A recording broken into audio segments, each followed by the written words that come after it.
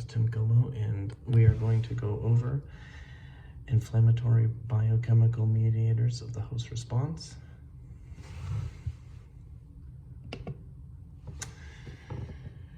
We're going to start with the very beginning, the birth of a biomechanical mediator.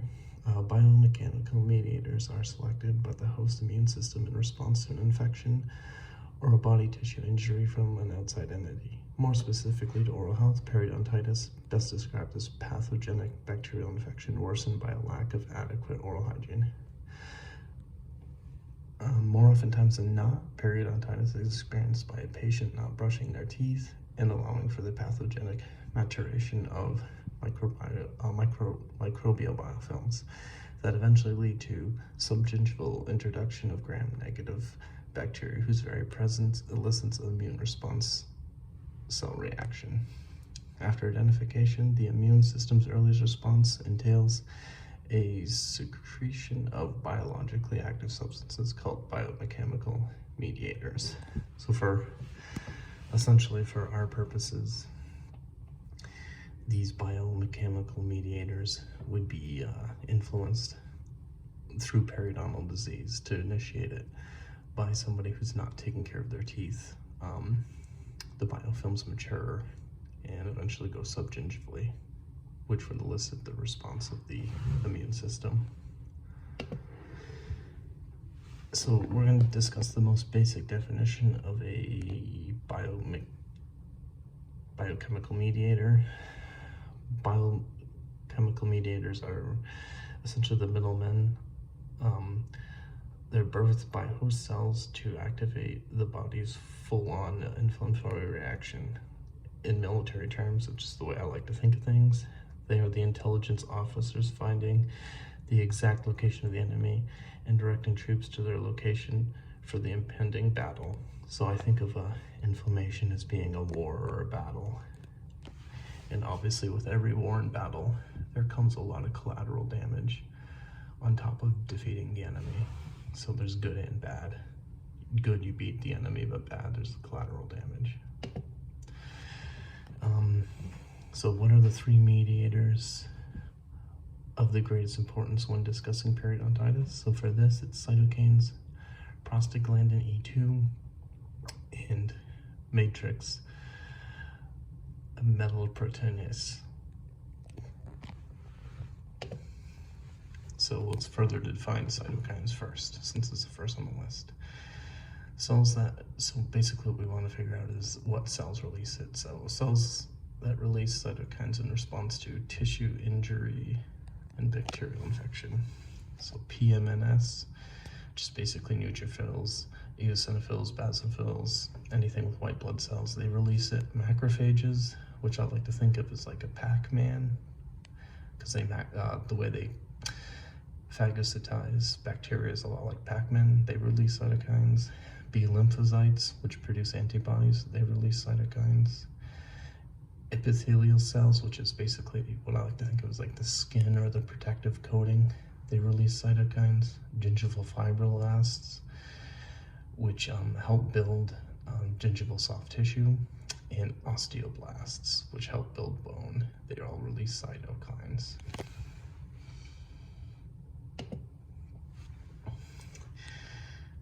The definition of cytokine, it's cell protein. It's essentially what it is. And the working definition that I came up with was cytokines are regulatory proteins released by host cells that influence the behavior of other cells. I think of them as the language of instigators. I imagine friends at a bar, or protesters or activists as individual cells. And I know it always takes at least an individual or a small portion of them to influence the behavior of the larger group. Now, so I think of them as like instigators, essentially. They're the ones who start the fight, and there's different ways they can do that. Much along the lines of human ideological movement that needs effective recruiters to identify a problem and rally followers to its source, cytokines perform this function for the host immune system by signaling that there's a problem, rallying phagocytic cells, and giving them direction where they're needed.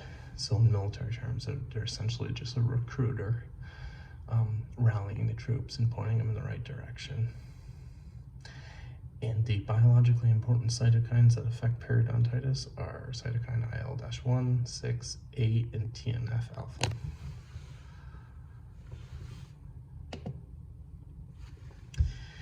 Now, I'm going to further go into those strains I just mentioned. So, cytokine periodontal strains. Cytokine IL-1 stimulates osteoclast to initiate bone breakdown while simultaneously stimulating collagen breakdown. Cytokine IL-6 stimulates bone resorption while also inhibiting osteoclasts to reform bone. So it basically inhibits the cells that build bone, which are osteoblasts. Cytokine IL-8 stimulates bone resorption and connective tissue destruction.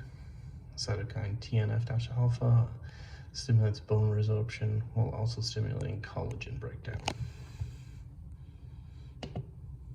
which, as we know, bone breakdown and collagen breakdown is essentially periodontitis.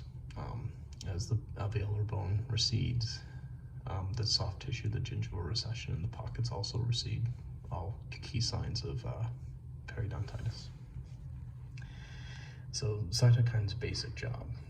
Cytokines bind to the target pathogen on specific receptors. Painting target. This plays a crucial role in the recruitment of PNNS and macrophages to infection site. Cytokines increase tissue permeability, allowing for easy travel of immune cells to the infection site. Prolonged cytokine involvement can lead to chronic inflammation, more specifically described as periodontitis when discussing oral health, which can lead to oral tissue and bone destruction over time. All right, so now we're going to talk about the other one, the second one, which is prostaglandins. Then we'll, just like the cytokines, we'll go through the basic steps. So first we're going to start with the cells that release prostaglandins in response to tissue injury or bacterial infection. And the major one is macrophages. That's the major sources of prostaglandins, PMNS, and gingival fibroblasts. So prostaglandins, I think of them as hormone-like substances. And their working definitions: prostaglandins are a group of biochemical mediators derived from fatty acids expressed on most cell surfaces, whose immune impacts are the signature tissue injury of periodontitis. I'm of course talking about alveolar bone loss brought upon by E-series prostaglandin, PGE, whose stimulation of osteoclastic cells affects bone resorption levels in a negative way. The biologically important prostaglandins for periodontitis, mainly it's going to be E, but here's the full series is Delta, Echo, Foxtrot, Gull, Hotel, India. Those are the major ones. And like I said, our focus as dental health professionals surrounds around prostaglandin series E, PGE, which is harmful bone resorption effects. So PGE is the one that affects the alveolar bone level loss. Further discussion of this, prostaglandin periodontal strains, PGE2, and it's simple, just stimulates MMP secretion and stimulates bone resorption. So those two things, A and B, go hand in hand. So prostaglandins essentially stimulate, as a biochemical mediator, stimulate the production of MMP, which is also another biochemical mediator. Prostaglandin's job. So essentially what their job is to increase permeability and dilation of blood vessels, allowing for increased arrival of white blood cells to infection sites. Prostaglandins can trigger osteoclast to resorb alveolar bone. Prostaglandins are responsible for majority of bone loss associated with periodontitis. And they cause the overproduction of MMPs, like we just said, those enzymes. But prostaglandins, as far as what they're going to affect most in periodontitis, is the bone loss. So here we have MMPs. Cells that release, so just like the other ones, we're going to discuss the cells that release matrix meloproteinases, MMPs, in response to a tissue injury or bacterial infection. PMNS, that's their major source. And gingival fibroblasts are the other major source. Macrophages, junctional epithelial cells, and prostaglandins. They'll promote the secretion of MMPs. Prostaglandins promote the overproduction. So that's prostaglandins' true effect on periodontitis, which would affect the bones.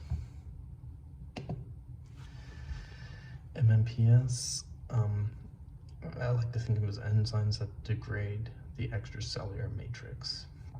There's the short definition. The working definition, the longer one, is MMPs are a group of 12 different enzymes that work together to break down collagen and ultimately the connecting tissue matrix. MMPs, they're one strain of, it's essentially one strain of, it just initiates the collagen breakdown in gingival tissues. So essentially their job. So in a state of normal homeostasis, which is no infection, no tissue injury, MMPs facilitate the normal turnover of periodontal connective tissue, destruction of old and with the new, like every other host cell. So they basically get rid of the old collagen, so that way your body can produce more new collagen. That's true for every cell in the body. The old ones, they hit their end date and then they get replaced. That's what makes us different from inanimate objects who just slowly fade away over time, whereas we are constantly rejuvenating ourselves. And then the big thing with MMPs is during inflammation, an overproduction of MMPs leads to an excessive, uncontrolled pathogenic breakdown of connective tissue matrix, which in turn leads to gingival recession, pocket formation, periodontal attachment loss, root exposure, and ultimately tooth mobility and loss. So essentially, the MMPs is the result of runaway inflammation. And that is the end of the show. Those are the 3 biochemical mediators associated with periodontal disease and the host response to infection. Thanks.